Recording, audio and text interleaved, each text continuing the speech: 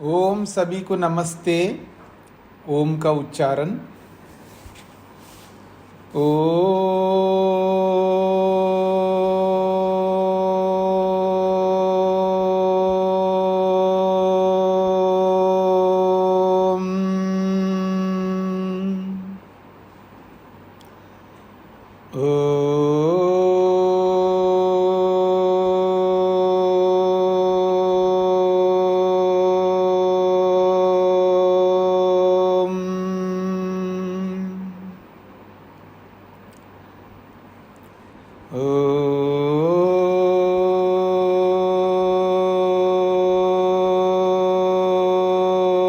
काफिल ये नहीं लग रहा,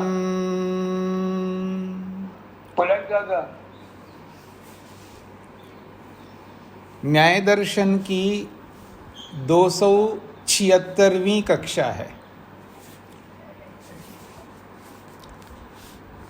5वें अध्याय के प्रथम आहनिक के 20 सूत्रों तक हमने विचार किया है। प्रसंग चल रहा है जातियों का। 24 जातियों में हमने आधी जातियों को जान चुके हैं। अब अगली जाति जो आ रही है वो अर्थापत्ति सम नामक जाति है। ये कौन सी जाति जानने वाले हैं जी हम लोग? संख्या क्या है इसकी अर्थापत्ति सम की? 17वीं। तो 17वीं जाति है अर्थापत्ति सम नामक जाति। क्या होता है ये इसमें? तो कहते अर्थापत्तितः प्रतिपक्ष सिद्धे अर्थापत्ति समः।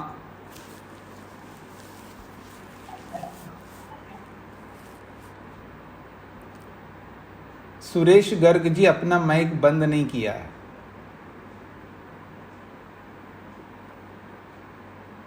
ये नए जुड़े हैं क्या? जी हाँ, माइक बंद करके रखिएगा। ठीक है, अभी करता हूँ सर।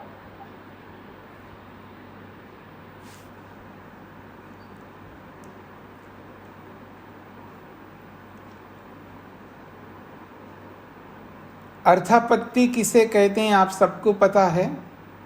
एक बात को कहने पर दूसरी बात को सिद्ध किया जाता है, उसको अर्थापत्ति कहते हैं।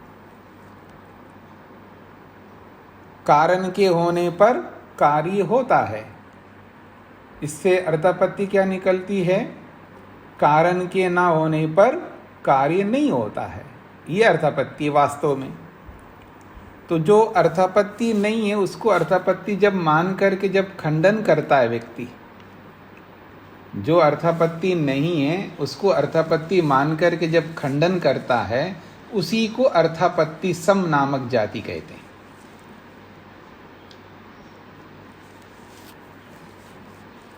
तो अर्थापत्तितः, अर्थापत्ति से प्रतिपक्ष सिद्धे, प्रतिपक्ष की सिद्धि होती है, ऐसा कह करके जब वो खंडन करता है उसको अर्थापत्ति सम कहते हैं।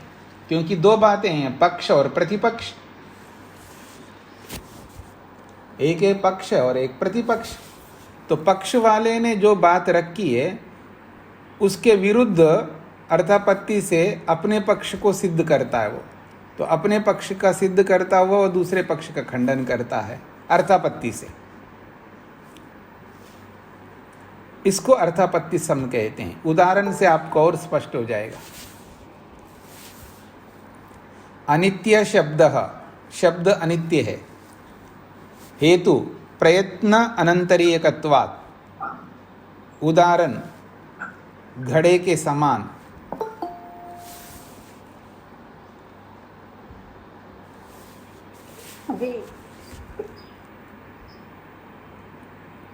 माता शकुंतला जी माइक बंद नहीं करती हैं, ध्यान नहीं रखती है। बीच बीच में देखना चाहिए अपने स्क्रीन पर माइक खुला तो नहीं रह गया, अथवा कभी कभी खुल जाता है किसी कारणवश, तो नज़र रखनी चाहिए कि माँ को तो ये सब अच्छा आता है, जो पैदा करती है बच्चे को तो वो सारे घर के काम करते हुए बच्चे पर भी नज़र रखती है और काम भी ठीक करती है।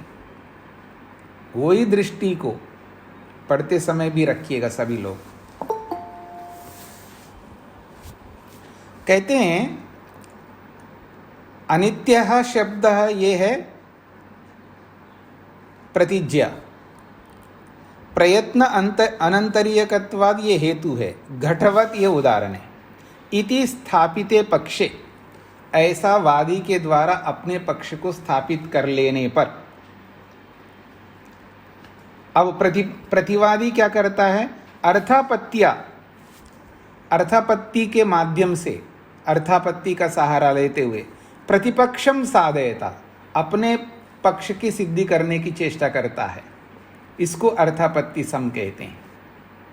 कैसे करता है देखिएगा।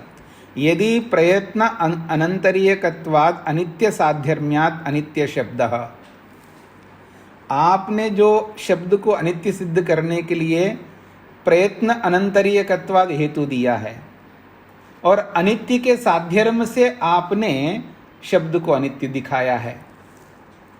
अनित्य के साध्यर्म से शब्द को अनित्य दिखाया है आपने। अनित्य के साध्यर्म समझ रहे हैं आप लोग? क्योंकि आप लोगों को हर बात बतानी पड़ती है ना। घटवत जो हेतु उदाहरण दिया उसने, घड़े के समान, तो घड़ा क्या है? अनित्य है। तो घड़े के समान शब्द अनित्य है, तो घड़े का जो धर्म है वो शब्द में भी दिखा रहा है। तो ये है साध्यर्म। जैसे घड़ा उत्पन्न होता है वैसे शब्द भी उत्पन्न होता है। तो घड़े के साध्यर्म से शब्द को अनित्य सिद्ध कर रहा है। इससे अर्थापत्ति क्या निकलती है? वो कहता है प्रतिवादी नित्य साध्यर्म्याद नित्य इति। अब किसी नित्य वस्तु के साध्यर्म से शब्द नित्य भी सिद्ध हो जाएगा। भाई आप अनित्य वस्तु के साध्यर्म को लेकर के अपने पक्ष को सिद्ध कर सकते हो, तो मैं नित्य के साध्यर्म को लेकर के अपने पक्ष को सिद्ध नहीं कर सकता। अर्थापत्ति से निकल रहा है। प्रतिवादी कह रहा है जिस अनित्य घड़े के साध्यर्म को लेकर के शब्द को आप अनित्य सिद्ध कर रहे हो, तो अर्थापत्ति क्या कहती है? नित्य के साध्यर्म से शब्द नित्य सिद्ध हो जाएगा। ऐसा कहकर के जब खंडन करता है तो कहता है नित्य साध्यर्म्यात् नित्य इति अस्तित्व अस्त्य नित्येन साध्यर्मम। शब्द का नित्य के साथ भी तो साध्यर्म है। क्या है साध्यर्म नित्य के साथ में? अस्पर्शत्व। शब्द में स्पर्श नहीं है ना, तो अस्पर्श वाले पदार्थ के साथ साध्यर्म है। जैसे आकाश है, ये अस्पर्श वाला है, तो आकाश के समान शब्द भी है और आकाश नित्य होता है। तो नित्य आकाश के साथ साध्यर्म होने से शब्द नित्य है। ये अर्थापत्ति से सिद्ध कर रहा हूं मैं। ऐसा कह करके जब खंडन करता है तो इसको अर्थापत्ति सम कहते हैं। भीमसेन जी समझ में आया? जब आप बोलेंगे तो माइक खोल करके बोलेंगे ना। हाँ जी स्वामी जी, ठीक है जी। तो सभी को समझ में आया है, तो हम आगे बढ़ते हैं। इसका उत्तर दे रहे हैं, अस्य उत्तरम। क्योंकि आप अर्थापत्ति ऐसे नहीं लगा सकते हो ना। इसको कहते हैं अनर्थापत्ति को अर्थापत्ति कहते हैं। जहां अर्थापत्ति नहीं लागू होती है वहां अर्थापत्ति, क्योंकि अर्थापत्ति के स्वरूप को आपको समझना होगा। अर्थापत्ति कैसे निकाली जाती है, ये जो पीछे पढ़ कर के आप आए हैं उसके स्वरूप को आपको समझना होगा। तो जब वो स्वरूप समझ में आ जाएगा तो ये भी आसान है, क्योंकि अनर्थापत्ति में अर्थापत्ति नहीं लगा सकते। वो अनर्थापत्ति में अर्थापत्ति लगा रहा है। अब मैं पहले समझा देता हूँ आपको, ताकि आपका धैर्य बना रहे। नहीं तो आप अधीर हो जाते हैं, फिर दिमाग और कहीं लगाने लगते हैं। उसको रोकने के लिए मैं पहले बोल देता हूँ। अनित्य के साध्यर्म से शब्द को अनित्य सिद्ध किया है। इसका अर्थापत्ति क्या निकलती है जी? इसका अर्थापत्ति ये निकलती है कि शब्द नित्य नहीं है, ये अर्थापत्ति निकलता है। स्पष्ट हो रहा है? ये अर्थापत्ति है। शब्द जब अनित्य सिद्ध हो रहा है तो इसकी अर्थापत्ति, वास्तविक अर्थापत्ति क्या है? शब्द नित्य नहीं है, ये है अर्थापत्ति। जब किसी को नित्य सिद्ध करते हो, किसी को नित्य सिद्ध करते हो, आत्मा नित्य है ये सिद्ध करते हो, तो इसकी अर्थापत्ति क्या निकलेगी? आत्मा उत्पन्न नहीं होता है, आत्मा अनित्य नहीं है, ये अर्थापत्ति निकलती है। शरीर जो है अनित्य है, ये जब सिद्ध करते हैं आप, तो अर्थापत्ति से क्या निकलेगा? शरीर नित्य नहीं है, ये अर्थापत्ति है वास्तव में। तो जो अर्थापत्ति है वो तो आप लगा नहीं रहे हैं, आप गलत अर्थापत्ति लगा रहे हो। जब किसी को आप अनित्य सिद्ध करते हैं तो अर्थापत्ति यही तो कहती है ना, जब वो नित्य सिद्ध हो गया तो इससे, इस अर्थ से क्या निकलेगा? दूसरा अर्थ निकल के आ रहा है कि वो नित्य नहीं है, ये वास्तविक अर्थापत्ति है। आप गलत अर्थापत्ति लगा रहे हो, यही कहेंगे उत्तर में। अनुक्तस्य अर्थापत्ते पक्षहाने उत्पत्ति अनुक्तत्वात् अनैकांतिकत्वाच्च अर्थापत्तेः। शब्दों से घबराइएगा मत, शब्दों को समझने का प्रयत्न करेंगे। अर्थापत्तेः अनुक्तस्य, अर्थापत्ति से न कहे, अर्थापत्ति से जिसको हम नहीं कह रहे हैं ना, वो अनुक्त कहलाता है। अर्थापत्ति जिसको नहीं कह रहा है उस अनुक्त को, अनुक्त का मतलब है जिसको कहा नहीं जा रहा है, उक्त का मतलब कहना।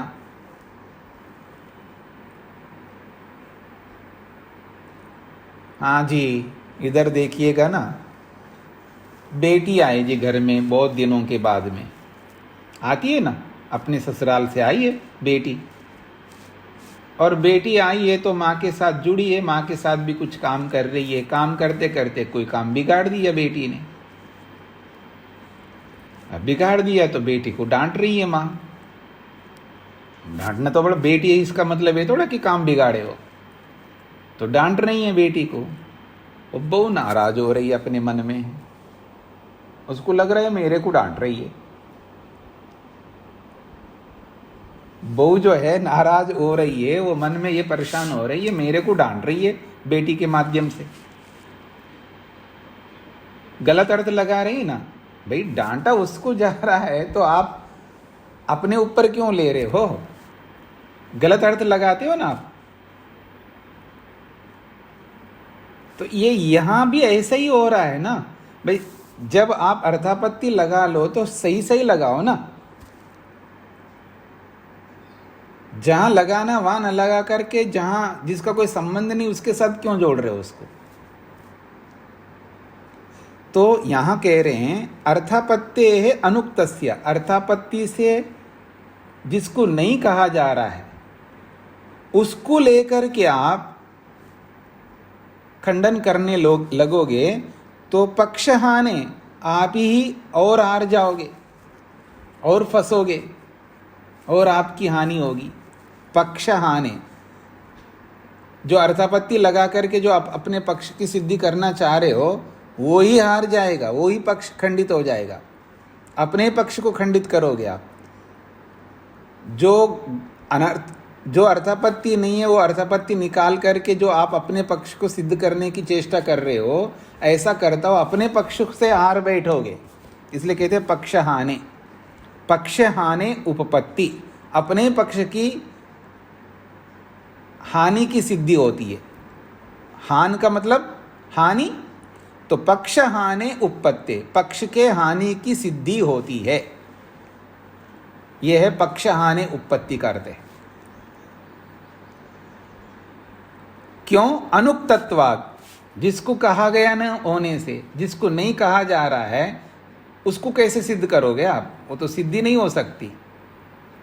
जिसको नहीं कहा जा रहा है उसको आप सिद्ध करने की चेष्टा कर रहे हो, तो उसकी सिद्धि कैसे हो सकती है, ये कहना चाह रहे हैं। इसलिए अनैकांतिकत्वात्, अनैकांतिकत्वात्, व्यभिचार को प्राप्त होने से। कौन? अर्थापत्ति। आपकी जो अर्थापत्ति है वो व्यभिचार को प्राप्त होने से अपने पक्ष की सिद्धि नहीं कर सकते। फिर सूत्रार्थ बोलता हूं मैं। अर्थापत्ति से जिसको नहीं कहा जा रहा है उस अनुक्त को सिद्ध करने के चक्कर में अपने ही पक्ष की हानि कर बैठोगे। अर्थापत्ति से जिसको नहीं कहा जा रहा है उसको लेकर के आप अपने पक्ष की सिद्धि करने के चक्कर में अपने ही पक्ष को असिद्ध कर बैठोगे, क्योंकि अनुक्तत्वाद, उसको न कहा गया होने से। क्योंकि अर्थापत्ति उसको नहीं कह रहा है ना, अर्थापत्ति तो किसी और को कह रहा है। तो जिसको नहीं कह रहा है उसको सिद्ध करने के चक्कर में अपने ही पक्ष को हार बैठोगे। इसलिए अनर्थापत्ति को लेकर के जब बोलोगे तो अनैकांतिक बन जाएगा वो।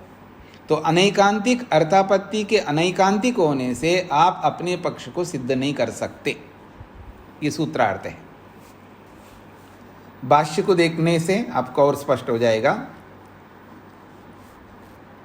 अर्थापत्ति का सामर्थ्य क्या होता है जी? सामर्थ्यम का मतलब है साध्य साधन भाव होना चाहिए। वहां पर जब किसी बात को आप सिद्ध कर रहे हो तो उसमें साध्य साधन भाव होना चाहिए। ये समझ में आ रहा है साध्य साधन भाव क्या होता है? एक होता है साध्य, एक होता है उसको सिद्ध करने वाला साधन। दोनों में साध्य साधन भाव होना चाहिए। जिस प्रतिज्ञा को आप कर रहे हो वो साध्य है, उसको सिद्ध करने के लिए जो हेतु देते हो वो साधन है, और वो हेतु साधन के रूप में सटीक है तो साध्य को सिद्ध करने वाला होगा। यही सामर्थ्य है। किसी बात को सिद्ध करने का सामर्थ्य क्या है? साध्य साधन भाव ठीक होना चाहिए, यानी प्रतिज्ञा ठीक है और उसको सिद्ध करने वाला साधन भी ठीक है, तो फिर आप अपना पक्ष ठीक से रख सकेगो। तो सामर्थ्यम अनुपपाद्य, साध्य साधन भाव के सामर्थ्य को सिद्ध किए बिना, सामर्थ्यम अनुपपाद्य, साध्य साधन भाव के सामर्थ्य को सिद्ध किए बिना, अर्थात आपद्यते, अर्थापत्ति से ये सिद्ध होता है ऐसा कहते हुए, ब्रुवतः, ऐसा कहते हुए, पक्ष हानि उत्पत्ति, अपने ही पक्ष का खंडन कर बैठ रहा है। क्यों? अनुक्तत्वात्, जिसको नहीं कहा गया होने से उसको लेकर के आप अपने पक्ष को सिद्ध नहीं कर सकते। परिस्थिति क्या है? अनित्य पक्ष सिद्धो, जब अनित्य पक्ष की सिद्धि होती है तो अर्थापन्नम, अब अर्थापत्ति से क्या सिद्ध होगा? नित्य पक्ष से हानि, नित्य पक्ष की असिद्धि होती है। ये अर्थापत्ति है वास्तव में। जब कोई अनित्यत्व पक्ष को सिद्ध कर लेता है तो उससे अर्थापत्ति से क्या निकलेगा? नित्य पक्ष से हानि, नित्य पक्ष की असिद्धि होगी। यह है अर्थापत्ति।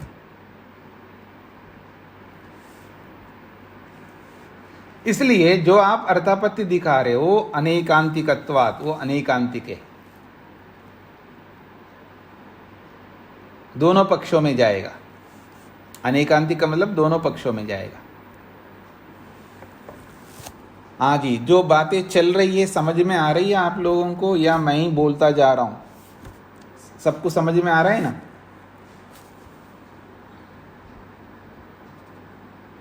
उभय पक्ष समा च इयम अर्थापत्ति, ये जो अर्थापत्ति जिस तरह आप लगा रहे हो, उभय पक्ष समा, ये दोनों पक्षों में जाएगा। दोनों पक्षों में जाएगा। जिस तरह का आप अर्थापत्ति लगा रहे हो ये दोनों पक्षों में जाएगा। मतलब ये है, मैं ये कहूँगा अनित्य के साध्यर्म से शब्द अनित्य है, तो सामने वाला ये भी बोलेगा नित्य के साध्यर्म से नित्य है वो शब्द। आप पहले बोल दो। शब्द नित्य है जी, शब्द नित्य है अस्पर्श वाला होने से। जैसा आकाश, आकाश अस्पर्श वाला है और शब्द भी अस्पर्श वाला है, इसलिए शब्द नित्य है। आपने पहले बोल दिया, अब मैं बोलूँगा। यदि नित्य आकाश के साध्यर्म से शब्द नित्य है, तो अनित्य घड़े के समान शब्द अनित्य हो जाएगा। तो मैं भी बोलूँगा, मेरी अर्थापत्ति भी ऐसी ही है। तो दोनों पक्षों में जा रहा है ना। आप बोलोगे पहले तो भी मैं उसका उल्टा बोलूँगा अर्थापत्ति गलत लगा करके, और मैं बोलूँगा पहले तो आप भी उसका उल्टा अर्थापत्ति लगा रहे हो, तो दोनों पक्षों में जाएगा ना। यदि अर्थापत्ति लगाने वाले गलत अर्थापत्ति लगाएंगे तो दोनों फंसेंगे ना, ये कहना चाह रहे हैं। तो अनेकांतिक कैसा होता है, वो उभय पक्ष समा, वो दोनों पक्षों में बराबर जाएगा। कैसे, उसको दिखा रहे। यदि नित्य साध्यर्म्यात् अस्पर्शत्वात् आकाशवच्च नित्य शब्द, यदि नित्य वस्तु के साध्यर्म से अस्पर्श वाला आकाश के समान शब्द को नित्य माना जाए, तो अर्थादापन्नम, अब अर्थापत्ति से क्या सिद्ध होगा, इसी पैटर्न पर चलते हैं, इसी पैटर्न पर चलते हैं, इसी शैली से चलते हैं, तो अर्थापत्ति से क्या निकलेगा, अनित्य साध्यर्म्यात् प्रयत्न अनंतरिकत्वाद अनित्य इति। वहाँ नित्य के स्थान पे एक अकार जोड़ना गलत, मिसप्रिंट है यहाँ पर। अर्थात आपन्नम के बाद में जो इन्वर्टेड कामा में जो लिखा हुआ है ना, उसमें नी से पहले आ को लिखना है। तो अनित्य साध्यर्म्यात् प्रयत्न अनंतरिकत्वाद अनित्य इति, ये अर्थापत्ति निकल रही है। आप इधर से बोलो तो उधर अर्थापत्ति निकलेगी, उधर से बोलो तो इधर अर्थापत्ति निकलेगी। दोनों ही अनेकांतिक में जा रहे हैं, तो दोनों ही गलत अर्थापत्ति लगा रहे। न चयम विपर्य मात्रादि एकांतेन अर्थापत्ति, जो बोला जा रहा है उसका उल्टा करने मात्र से अर्थापत्ति नहीं बनती है। न च इयम विपर्य मात्रात्, विपर्य मात्रात् मतलब जो आप बोलो उसका उल्टा करने से ही अर्थापत्ति नहीं बनती है। न खलु वै घनस्य ग्रावनः पतनम इति अर्थादापद्यते द्रवानाम अपाम पतनाभाव। एक बहुत अच्छा उदाहरण दिया है, गलत अर्थापत्ति को समझाने के लिए एक बहुत अच्छा उदाहरण किया है। न खलु वै, ऐसा कभी नहीं हो सकता, घनस्य ग्रावना पतनम, घन का मतलब है भारी, और ग्रावना कहते हैं पत्थर। जो भार युक्त पत्थर है तो गिरेगा जी। अगर ऊपर पहाड़ से या कहीं भी ऊपर जाइए और जो भार वाला जो पदार्थ है, जैसे पत्थर होता है जिसमें भार है, तो उसको छोड़ दो तो कहाँ जाएगा जी, नीचे जाएगा। अब नीचे क्यों जा रही जी, तो ये सिद्धांत है, जो भारी वस्तु होती है वो नीचे जाएगी। अब इसका अर्थापत्ति ये थोड़ा निकालोगे आप। घन का मतलब है, घन समझते हैं जी, ठोस पदार्थ, ठोस पदार्थ को घन कहते हैं। तो ठोस पदार्थ जो है वो गिरता है, तो इसका क्या अर्थापत्ति निकालोगे आप। जो ठोस नहीं है वो नहीं गिरता है, ऐसा अर्थापत्ति लगाओगे आप। तो वही कह रहे हैं। तो जो द्रव पदार्थ है, द्रव पदार्थ किस, उसका अगेंस्ट है ना, ठोस का विरुद्ध क्या है जी, घन का विरुद्ध क्या है, द्रव है। तो द्रव पदार्थ गिरेगा नहीं, ऐसा अर्थापत्ति नहीं निकाल सकते आप। ये उदाहरण स्पष्ट हो रहा है सब लोगों को। घनयुक्त पदार्थ नीचे गिरता है, तो इसका अर्थापत्ति ये नहीं निकल सकता है, द्रव पदार्थ नीचे नहीं गिर सकता। ये बात किसको नहीं समझ में आई वो बोलेंगे।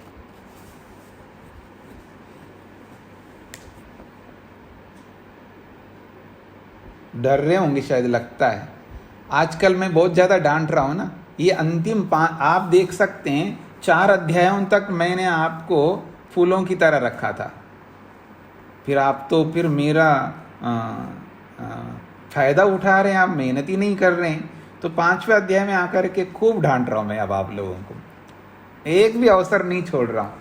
गलती करते तुरंत बोल रहा हूँ मैं आप लोगों को। इतनी तो भूमिका आपकी बन गई होगी कि कोई डांटे तो मैं उसको सुन करके सहन कर सकूं, सुन सकूं, इसलिए मैं डांट रहा हूं। 5वां अध्याय में मेरा स्वरूप बदल गया, याद रखना, ठीक है जी। वो जानबूझ करके बदल रहा हूं मैं। अगर कोई अर्थापत्ति लगाए, ऐसा अर्थापत्ति नहीं लगा सकता ना कि घन पदार्थ, ठोस पदार्थ नीचे गिरता है, तो इसका अर्थापत्ति ये नहीं निकलता कि तरल पदार्थ नीचे नहीं गिरता। अगर ये अर्थापत्ति निकलता है तो फिर निकलना चाहिए। अब पानी गिर दो जी नीचे, तो नीचे नहीं आएगा, क्योंकि वो तो घन युक्त पदार्थ नहीं है, वो ठोस नहीं है, वो तो तरल है। आपकी अर्थापत्ति के अनुसार उसको नीचे नहीं आना चाहिए था, पर वो तो नीचे आता है, इसलिए गलत अर्थापत्ति नहीं लगा सकते हो ना। ये उदाहरण दिया है, स्पष्ट हो गया। तो अर्थापत्ति सम में ये कहा जा रहा है केवल विरुद्ध बोलने से वो अर्थापत्ति नहीं बनती है, वो यथार्थ होना चाहिए। गलत अर्थापत्ति को आप नहीं प्रस्तुत कर सकते, इसलिए अर्थापत्ति सम नामक जाती है। कुसुम जी को क्या कहना है? नमस्ते। इसमें तो ये लिख रहा है कि जो भारित पदार्थ है वो गिरेगा नहीं।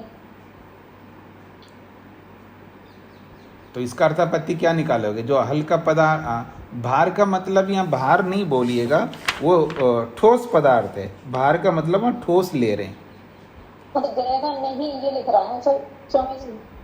हिंदी में भी लिख रहा है, और ना खलू बई का भी तो मतलब है। नहीं, आप नहीं पकड़ रहे ना। वो ना तो गलत अर्थापत्ति को निषेध करने के लिए लग रहा है, ऐसा तो नहीं होता है, ये अर्थापत्ति के साथ जुड़ रहा है। ना का मतलब वो निषेध कर रहा है। खलु वै घनस्य ग्रावना पतनम, खलु यदि घन पदार्थ जो पत्थर है वो गिरता है, इसका अर्थापत्ति ये तो नहीं निकल सकता है ना कि द्रव पदार्थ नहीं गिरेगा, उसके लिए बोल रहे हैं। हाँ जी, स्पष्ट हो गया सभी लोगों को अर्थापत्ति सम क्या होता है। अब 18वीं जाति है अविशेष नामक जाति। अविशेष सम, अविशेष समझते हैं आप लोग? एक विशेष होता है, एक अविशेष होता है। अविशेष का मतलब क्या होगा? सामान्य, जनरल,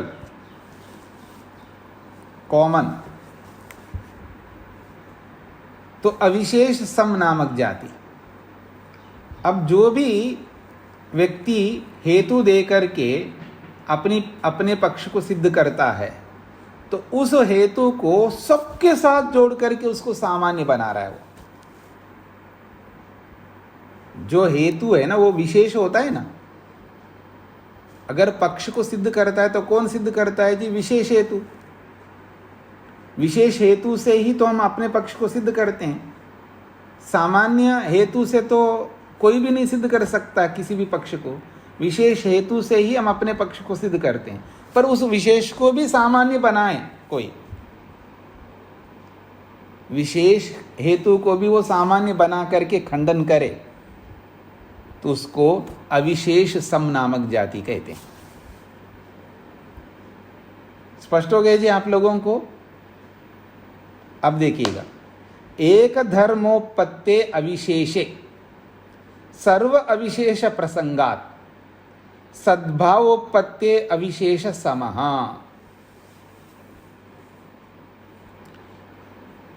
एक धर्मोपत्ते अविशेषे, अविशेषे का मतलब है किसी के साध्यर्म को लेकर के, किसी वस्तु के साध्यर्म को लेकर के,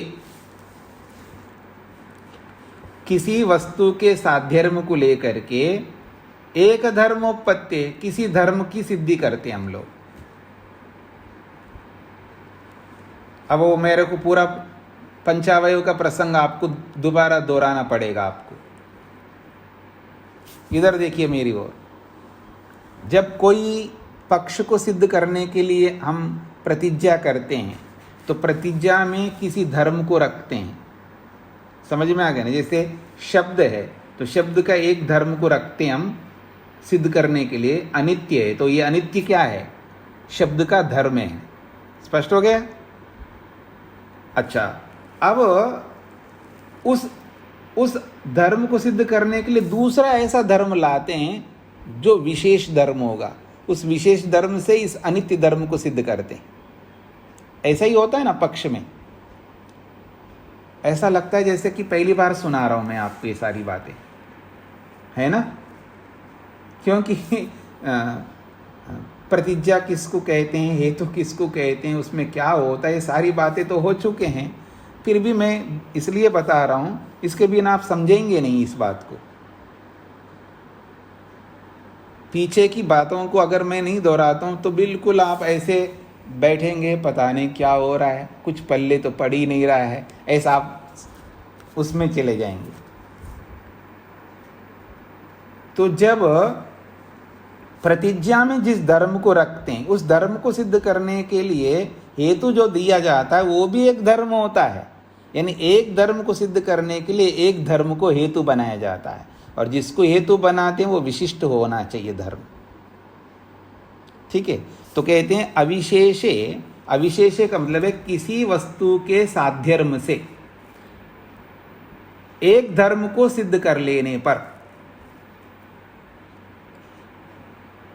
सर्वाविशेष प्रसंगा, उस साध्यर्म, वो जो साध्यर्म है वो साध्यर्म सभी वस्तुओं के साथ जुड़ता है, तो सबको वो अविशेष बनाता है। तो सर्वाविशेष प्रसंगात, सबका अविशेष का प्रसंग आएगा, सब समान हो जाएंगे, ऐसा प्रसंग आएगा। ऐसा कह करके वो खंडन करता है। जैसे सद्भाव उपपत्ते अविशेष समा, सद्भाव का मतलब होता है अस्तित्व। यदि अस्तित्व को हेतु बना दो, यदि अस्तित्व को हेतु बना दो, अब मेरी ओर देखिएगा, शब्द नित्य है सत्ता होने से। अब सत्ता होने से ये हेतु बना दो, सत्ता भी तो धर्म है ना, एक अस्तित्व, ऐसा धर्म आप दे रहे हो, तो सत्ता होने से, तो अब सत्ता होने से तो सबकी सत्ता होती है जी, किसकी सत्ता नहीं होती है, सभी पदार्थों की सत्ता है। सत्ता होने से सब नित्य हो जाएंगे फिर तो। अथवा मैं ये कहूंगा शब्द अनित्य है सत्ता होने से, तो सब अनित्य सिद्ध हो जाएंगे।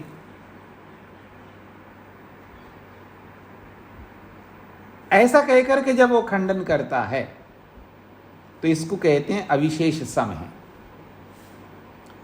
उदाहरण से आपको समझ में आएगा। एको धर्म प्रयत्न अनंतरीयकत्वम शब्द घटयो उपपद्यते। शब्द और घड़ा ये दो पदार्थ है ना, शब्द को सिद्ध करने के लिए घड़े का उदाहरण दे रहे हैं। तो एको धर्म, एक ही धर्म है, दोनों का एक जैसा धर्म है, शब्द का भी और घड़े का भी। एको धर्म, दोनों का एक जैसा धर्म है। क्या है? प्रयत्न अनंतरीयकत्वम, प्रयत्न के बाद उत्पन्न होना। तो उत्पन्न होना जो धर्म है दोनों का एक ही है। तो शब्द घटयो हो उपपद्यते, शब्द का और घड़े का, इन दोनों में एक ही धर्म है, वो अनित्यत्व धर्म, और दोनों में समान है। दोनों में समान है तो इति अविशेष है, तो अविशेष हो गए ना, दोनों में समान। तो किसी एक धर्म को हम दिखा रहे हैं, वो दोनों में समान दिखा रहे हैं। तो उभयो अनित्यत्वे, दोनों अनित्य होने के कारण, दोनों अनित्य सिद्ध हो रहे हैं ना, घड़े में भी वही धर्म दिखाया है और वही धर्म शब्द में दिखाया है, तो दोनों में समान धर्म हो गया। जब दोनों में समान धर्म हो गए तो उभयो अनित्यत्वे, दोनों ही अनित्यत्व सिद्ध हो जाएंगे। दोनों ही अनित्यत्व सिद्ध हो जाएंगे तो सर्वस्य विशेष प्रसज्यते, सभी अनित्य सिद्ध होने लगेंगे, ऐसा कह करके प्रतिवादी खंडन कर रहा है। इन दोनों में समानता दिखा करके ऐसा तो फिर तो जी सब समान हो जाएंगे, ऐसा कह करके जब खंडन करेगा तो इसको अविशेष सम कहते हैं। तो सिद्धांती पूछ रहे हैं कैसे समान हो जाएंगे जी, कैसे सब समान हो जाएंगे?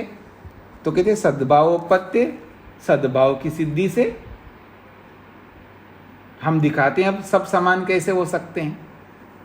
एको धर्म सद्भाव, सद्भाव भी तो एक धर्म है, अस्तित्व। सर्वस्य उपपद्यते, और वो अस्तित्व सबका सबके साथ सिद्ध होता है, सबके अंदर अस्तित्व है। तो एको धर्म सद्भाव, एक धर्म सद्भाव है तो सर्वस्य उपपद्यते, सभी वस्तुओं के साथ जुड़ेगा वो। तो सद्भाव उपपत्ति, सत्ता की सिद्धि होने से सर्वा विशेष प्रसंग, सब एक जैसे होने का प्रसंग आएगा। ऐसा कहकर के जब प्रत्यवस्थानम खंडन करता है उसको अविशेष सम कहते हैं।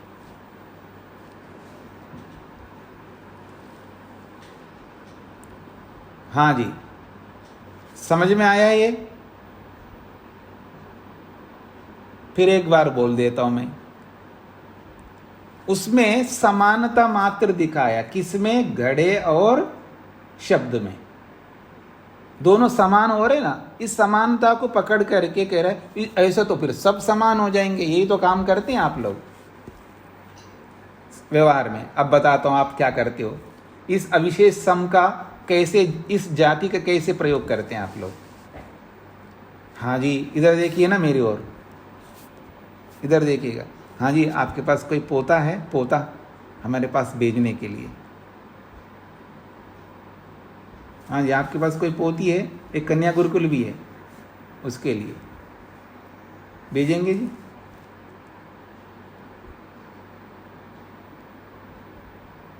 फिर तो जी ऐसे करके जाएंगे तो सारे ब्रह्मचारी बन जाएंगे, ब्रह्मचारी नहीं बन जाएंगे। ऐसे ही बोलते हैं ना आप लोग। हाँ जी, वानप्रस्थ ले लो। ऐसे करके तो एक एक करके सब जाएंगे तो फिर यहां कौन रहेगा जी? एक एक करके सब ब्रह्मचारी बन जाएंगे, ब्रह्मचारी नहीं बन जाएंगे तो फिर संसार कैसे चलेगा जी? बोलते नहीं बोलते आप लोग? यही है, यही अविशेष समय है, इसी का प्रयोग करते रहते हैं आप लोग।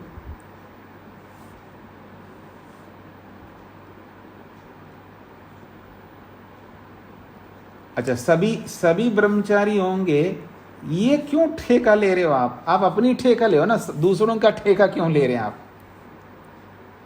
फिर तो जी सभी सन्यासी बन जाएंगे, आपकी तरह सन्यास लेते रहेंगे तो सभी सन्यासी हो जाएंगे, फिर संसार कैसे चलेगा जी? अच्छा, सभी सन्यासी कैसे बनेंगे जी? आप बताइए। आपका बेटा डॉक्टर बन रहा है, इसका मतलब ये थोड़ा कि सभी डॉक्टर बनेंगे। अगर आपका बेटा वकील बन रहा है, इसका मतलब ये थोड़ा सारे वकील बन जाएंगे। वहाँ क्यों नहीं लागू करते हो आप? बेटा जब जी माँ मेरे को तो इंजीनियरिंग नहीं करना, मेरे को तो मेडिकल में जाना है, बच्चा बोलता है ना, अपनी चाह रखता है माँ के सामने, माँ बाप के सामने। माँ बाप के तो बेटा तू ये बन, नहीं मेरे को ये नहीं बनना, मेरे को ये बन, नहीं ऐसा करेंगे तो बेटा सब ऐसे बन जाएंगे। फिर यही तो बोलते हैं आप लोग, यही अविशेष सम का प्रयोग करते हैं आप लोग। तो वहाँ गड़े में और शब्द में समानता दिखा करके ऐसा तो फिर तो सब अनित्य हो जाएंगे, ऐसा कह करके जब खंडन करता है इसको कहते हैं अविशेष सम। अब तो समझ में आ गया आप लोगों को। अब इसका उत्तर देख लीजिएगा। इसका उत्तर है क्वचित धर्म अनुपत्ते क्वचित च उपपत्ते प्रतिषेधाभाव। क्वचित का मतलब है कहीं पर, धर्म अनुपत्ति, कहीं तो जो धर्म आप रखते हो उसकी सिद्धि नहीं होती है। आप कुछ भी धर्म रखो तो उसकी सिद्धि कैसे होगी? तो क्वचित धर्म अनुपत्ति, कहीं तो आप जो धर्म रखते हो उसकी सिद्धि नहीं होती है। और क्वचित च उपपत्ति, कहीं आप सटीक धर्म रखते हो तो उसकी सिद्धि हो जाएगी। इसलिए प्रतिषेध अभाव, आप खंडन नहीं कर सकते। अगर कोई शब्द को अनित्य सिद्ध करने के लिए जो हेतु दे रहा है, तो हेतु में क्या होता है? धर्मी तो होता है। हाँ जी मधु जी, हेतु में क्या होता है जी? माइक खोलिए।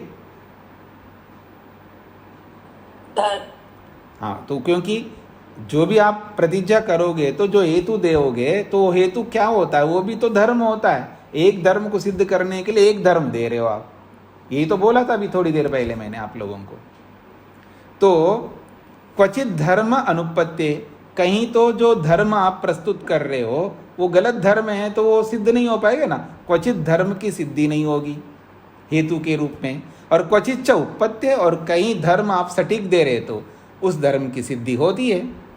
तो जिस धर्म की सिद्धि होती है तो वहां पर खंडन नहीं बन सकता, इसलिए कह रहे प्रतिषेधाभाव, फिर आप खंडन नहीं कर सकते।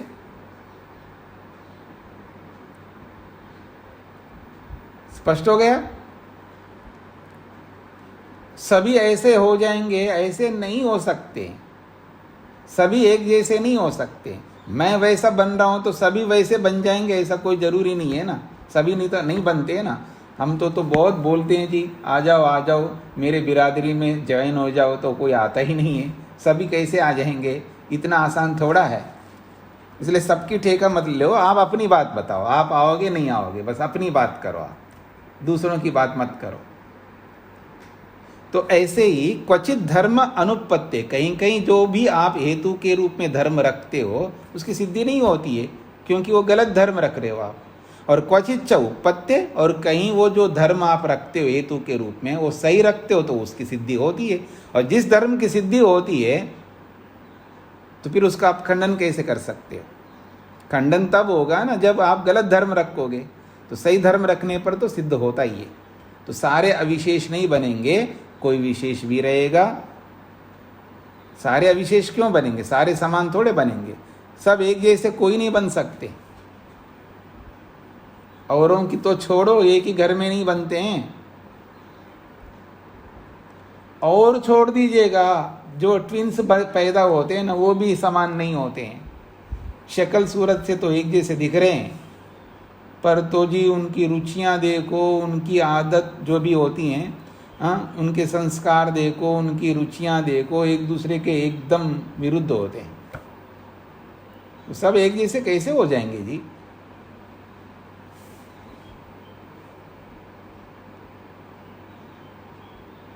तो कह रहे हैं यथा साध्य दृष्टान्तयो एक धर्मस्य प्रयत्न अनंतरीकत्वस्य उपपत्ति अनित्यत्वम धर्मांतरम विशेषेण। वो स्पष्ट कर दिया भाष्यकार ने। यथा जैसे साध्य दृष्टान्तयो एक धर्मस्य, साध्य का धर्म और दृष्टांत का धर्म वो एक जैसा होता है। साध्य दृष्टान्तयो एक धर्मस्य, साध्य का और दृष्टांत का जो धर्म है वो एक जैसा होता है। और जो धर्म है जो प्रस्तुत किया जा रहा है प्रयत्न अनंतरीकत्वस्य, वो कैसा धर्म है? प्रयत्न अनंतरीकत्व धर्म है, अर्थात उत्पन्न होना धर्म है। और साध्य में और दृष्टांत में बराबर दिखाई दे रहा है। इससे अनित्यत्व उपपत्ति, वहां पर उस शब्द की अनित्यत्व के रूप में सिद्धि होती है। तो धर्मांतरम अविशेषेण, अब ये जो धर्मांतर है यानी हेतु के रूप में जो धर्मांतर बताया, अनित्य धर्म को सिद्ध करने के लिए ये जो हेतु उत्पन्न होना जो धर्मांतर दिया है, तो ये अविशेषेण दोनों को बराबर, घड़े को और शब्द को बराबर रखते हुए वो सिद्ध करता है। न एवं सर्वभावानां सद्भाव उत्पत्ति निमित्तम धर्मांतरमस्ति। आप ऐसा धर्म रख रहे हो सद्भाव होने से वो सब अनित्य हो जाएंगे या सद्भाव होने से वो सब नित्य हो जाएंगे। ये धर्म जो है समान रूप से सबको सिद्ध नहीं कर सकता। सद्भाव का मतलब है अस्तित्व, है ना। जैसे उत्पन्न होना धर्म घड़े में दिखा करके शब्द को सिद्ध करने में समर्थ हो रहा है, ऐसा ही आपका जो सद्भाव रूपी हेतु है, अस्तित्व रूपी जो हेतु है, ये आपके पक्ष को सिद्ध करने में समर्थ नहीं हो रहा है, क्योंकि ये अनुचित धर्म है। तो इसलिए वही धर्म को प्रस्तुत करना होता है हेतु के रूप में, जो साध्य को सिद्ध करने में समर्थ हो सकता हो।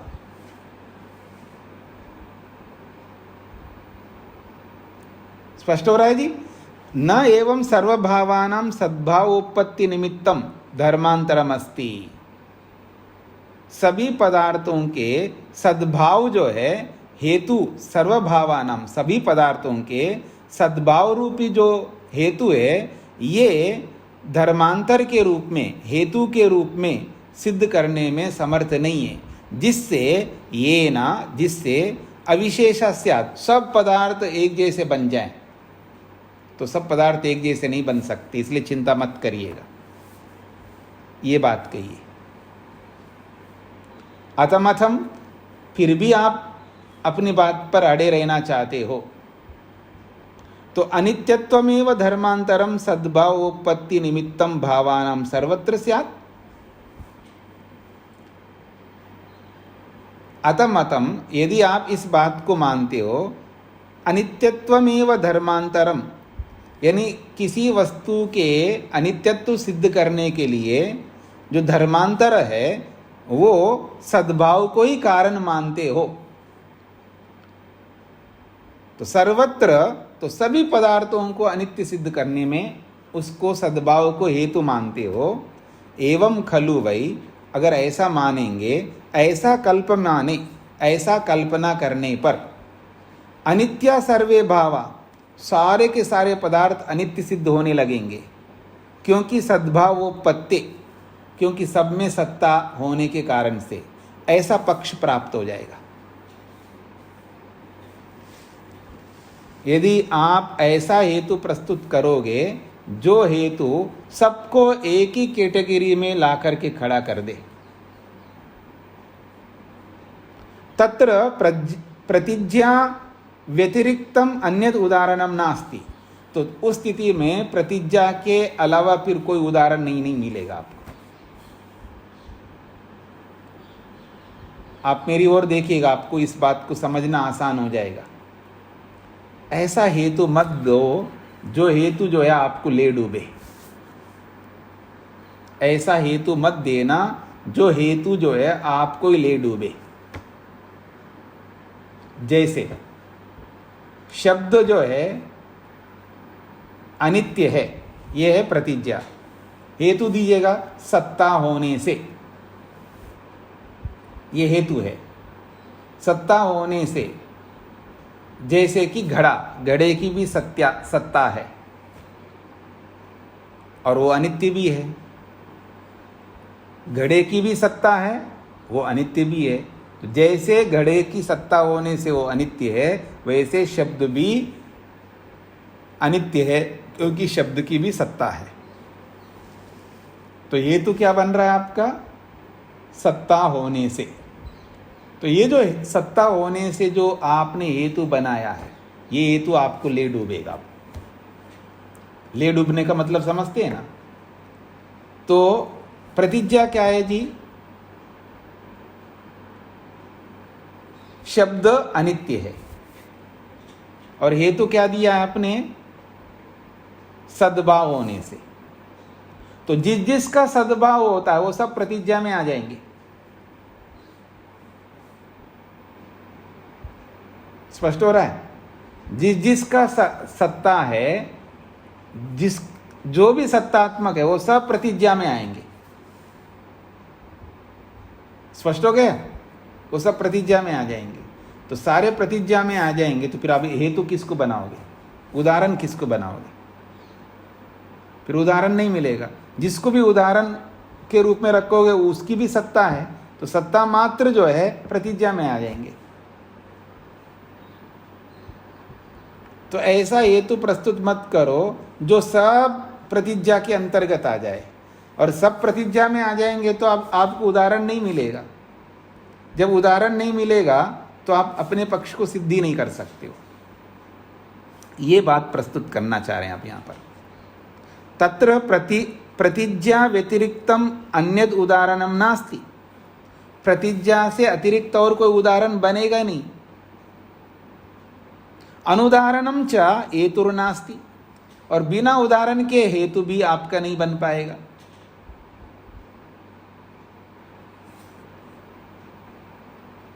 स्पष्ट हो रहा है आप सब लोगों को क्या कहना चाह रहा है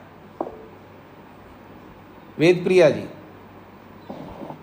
स्वामी जी, आपने जो उदाहरण से बताया वो तो समझ में आ गया, पर जो ऊपर सूत्र के बाद 2 या 3 पंक्तियां हैं वो शब्द बड़े जटिल से लग रहे थे, तो वो थोड़े समझ में नहीं आ रहे थे। अब शब्दों को मत समझ लीजिएगा, मेरा जो भाव समझ में आ रहा है तो इतने ही समझ करके चलिएगा, क्योंकि शब्दों को समझना है तो आपको भाषा विज्ञान को समझना होगा, और वो भाषा विज्ञान शब्दों को छोड़ दीजिएगा। जो मैं बता रहा हूँ वो समझने का प्रयत्न करिए आप लोग। अब क्योंकि शब्द भी जो है वो संस्कृत के शब्द है, और उन शब्दों को समझने के चक्कर में मुख्य बात आपका छूट जाएगा। अगर शब्द कहीं समझ में नहीं आ रहा है तो कोई बात नहीं, उसको छोड़ दो, उसका भाव आपको समझ में आना चाहिए। यदि कोई ये मत मानता है अनित्यत्वमेव धर्मांतरम, अनित्यत्व को ही वो हेतु के रूप में रखता है, अनित्यत्वमेव अथ मतम, यदि किसी का ये मत है अनित्यत्वमेव धर्मांतरम, अनित्यत्व ही धर्मांतर है, सद्भावोत्पत्ति निमित्तम भावानां सर्वत्र स्यात्। जो सद्भाव उत्पत्ति जो सत्ता है वो सभी पदार्थों का सब जगह विराजमान है, सब सत्तावान पदार्थ है। एवं खलु वै कल्पमाने, ऐसी कल्पना करने पर अनित्या सर्वे भावा, सारे के सारे सत्तात्मक पदार्थ अनित्य सिद्ध होने लग जाएंगे। जब सारे के सारे पदार्थ अनित्य सिद्ध होने हो जाएंगे तो सद्भाव उत्पत्ति इति पक्ष प्राप्नोति, उसका पक्ष सिद्ध होगा, सत्ता होने से ये हेतु उसका बनेगा। जिसकी सत्ता होती है वो अनित्य है, ऐसा उसका पक्ष बनेगा। जब ऐसा पक्ष बन जाएगा तो प्रतिज्ञार्थ व्यतिरिक्तम अन्यद उदाहरण नास्ति, प्रतिज्ञा से अतिरिक्त और कोई उदाहरण नहीं बनेगा। तो जिसको भी उदाहरण के रूप में लाओगे उसकी भी सत्ता होती है, और सत्ता को ही आपने, क्योंकि प्रतिज्ञा है इसकी सत्ता है क्योंकि वो अनित्य है, इस रूप में देखिएगा, इसकी सत्ता है, तो जिसकी सत्ता होती है वो अनित्य होता है। तो जिसको भी उदाहरण के रूप में रखो उसकी भी तो सत्ता होती, तो प्रतिज्ञा में आ जाएगा। तो प्रतिज्ञा ऐसा मत करो जो सब प्रतिज्ञा के अंतर्गत वो ला करके खड़ा कर दे, तो फिर आपका अलग से हेतु नहीं बन पाएगा, आपका अलग से उदाहरण नहीं बन पाएगा, न निगमन बन पाएगा, न उपनय बन पाएगा, कुछ नहीं बन पाएंगे, क्योंकि जो भी आप लाओगे वो सब सत्ता वाले होंगे, और वो सारे सत्ते वाले प्रतिज्ञा में आ जाएंगे। स्पष्ट हो गया आप लोगों को अब? तो ऐसा कभी भी आपको प्रतिज्ञा नहीं बनानी चाहिए। प्रतिज्ञा में ऐसा धर्म रखना चाहिए वो उसके अंदर साध्यत्व होना चाहिए, सिद्ध करने योग्यपन आना चाहिए, और साधन ऐसा बनाना चाहिए जिसमें हेतुत्व रहे, जो सिद्ध करने का स्वरूप उसके अंदर बना रहे, वो साध्य बन सके, सिद्ध करने वाला बन सके। उदाहरण ऐसा देना चाहिए वास्तव में उसमें उदाहरणत्व धर्म विद्यमान हो, किसी को भी उठा करके ये उदाहरण ऐसा नहीं खड़ा कर सकते आप। ये 3 चीज़ें हैं, प्रतिज्ञा, हेतु और उदाहरण, और ऐसे इनको रखना होता है जो खंडित नहीं हो सके, ये बात कही जा रही है। तो कह रहे हैं तत्र प्रतिज्ञा व्यतिरिक्तम अन्यद उदाहरणम नास्ति, फिर प्रतिज्ञा से भिन्न कोई उदाहरण ही नहीं बनेगा, क्योंकि जिसको भी उदाहरण के रूप में रखोगे वो प्रतिज्ञा में चला जाएगा वो। अनुदाहरणम च हेतुर्नास्ति, और बिना उदाहरण के आपके हेतु बेकार हो जाएगा। प्रतिज्ञा एकदेशस्य च उदाहरणत्वम अनुपन्नम, प्रतिज्ञा का ही एक देश को लेकर के उदाहरण बनाऊंगा, ये नहीं चल सकता। प्रतिज्ञा का ही एक देश को, प्रतिज्ञा का एक देश का मतलब है, क्योंकि प्रतिज्ञा में सत्ता होने से, यानी इसकी सत्ता है क्योंकि वो उत्पन्न होता है, तो जो जो उत्पन्न होता है उसकी सत्ता होती है। तो जिस जिसको आप लाओगे वो सत्तावान होगा, वो उदाहरण में नहीं आएगा। फिर उदाहरण नहीं, क्योंकि वो प्रतिज्ञा में चला जाएगा। जिसकी सत्ता है वो सब प्रतिज्ञा में आ जाएगा, तो अब उदाहरण नहीं बच पाएगा, क्योंकि उदाहरण के लिए कोई दूसरा धर्म लाना पड़ेगा ना, वो दूसरा धर्म आपको मिलेगा नहीं है। जो भी लाओगे उसकी सत्ता है, और जिसकी सत्ता है वो प्रतिज्ञा में आके खड़ा हो जाएगा। स्पष्ट हो गए जी?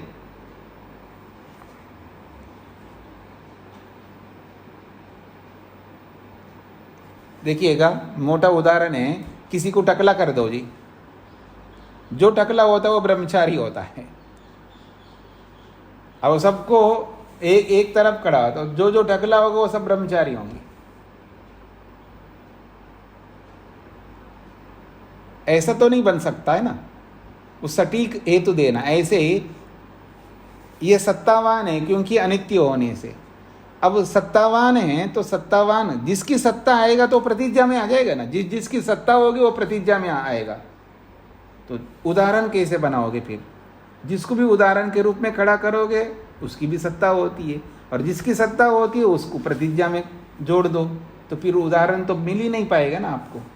और बिना उदाहरण के आप अपने पक्ष को सिद्ध नहीं कर सकते, तो आपका जो अनित्यत्व हेतु जो है वो धरा का धरा रह जाएगा। तो इसलिए ऐसा हेतु मत बनाओ, ऐसी प्रतिज्ञा मत बनाओ जो सब आपकी प्रतिज्ञा के अंतर्गत आ जाए, ये कहना चाह रहे। और प्रतिज्ञा का ही थोड़ा अंश निकाल करके उदाहरण बनाऊंगा, अगर ऐसा कोई सोचे तो आप ऐसा नहीं बना सकते ना। प्रतिज्ञा तो प्रतिज्ञा होती है, प्रतिज्ञा को ही आप उदाहरण कैसे बना सकते हो भाई? जिसको सिद्ध करना है उसको उदाहरण क्या बना सकते हैं आप? जिसको सिद्ध करना हो उसको उदाहरण नहीं बना सकते। तो यही कह रहे हैं, प्रतिज्ञा एकदेशस्य च उदाहरणम प्रतिज्ञा एकदेशस्य च उदाहरणत्वम अनुपन्नम, प्रतिज्ञा का एक देश उदाहरण के रूप में सिद्ध नहीं हो सकता। नहीं साध्यम उदाहरणम भवति, कोई भी सिद्ध करने योग्य उदाहरण नहीं हो सकता, ये सिद्धांत है। इसलिए कह रहे हैं, सतश्च नित्य अनित्य भावात अनित्यत्व अनुपत्ति।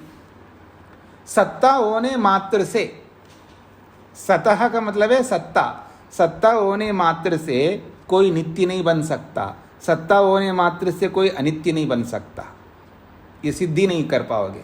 सत्ता होने से ऐसा हेतु बना करके आप फंसोगे, आप किसी भी पक्ष को सिद्ध नहीं कर सकते, क्योंकि सत्ता तो सबकी होती है जी। जब सत्ता सबकी होते तो सब अनित्य सिद्ध हो जाएंगे, अथवा सब नित्य सिद्ध हो जाएंगे, क्योंकि सत्ता नित्य की भी है और सत्ता अनित्य की भी है। इसलिए सत्ता होने से ऐसा कह करके आप अपने पक्ष को सिद्ध नहीं कर सकते, ये कहना चाह रहे हैं। तस्मात, इसीलिए सद्भावोपत्ते, सत्ता होने से ऐसा हेतु दे करके सर्व विशेष प्रसंगा, सब एक जैसे बन जाएंगे। इति निरभिधेयम एतद वाक्यम, ये स्वीकार करने योग्य वाक्य है। निरभिधेयम का मतलब है न कहने योग्य वाक्य है। ऐसा आप नहीं कह सकते, ऐसे उल्टी बात नहीं कह सकते, आप अस्वीकार्य बात नहीं कह सकते। सर्वभावानां सद्भावोपत्ते अनित्यत्वमिति ब्रुवता, सभी पदार्थों की सत्ता होने से अनित्य है ऐसा कहते हुए, अनुज्ञातम शब्दस्य अनित्यत्वम, चलो थोड़ी देर के लिए मान भी लेते हैं आपकी बात को, सत्ता होने से वो अनित्य है ऐसा अगर आप कहते हो तो थोड़ी देर के लिए मान लेते हैं, तो फिर तो हो गए ना सिद्ध, शब्द अनित्य है। फिर क्या खंडन करोगे आप उसका? फिर आप खंडन नहीं कर सकते।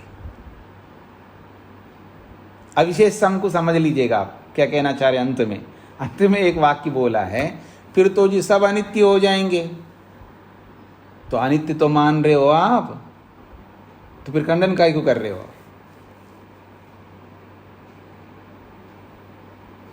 ये अंत में बात कही है।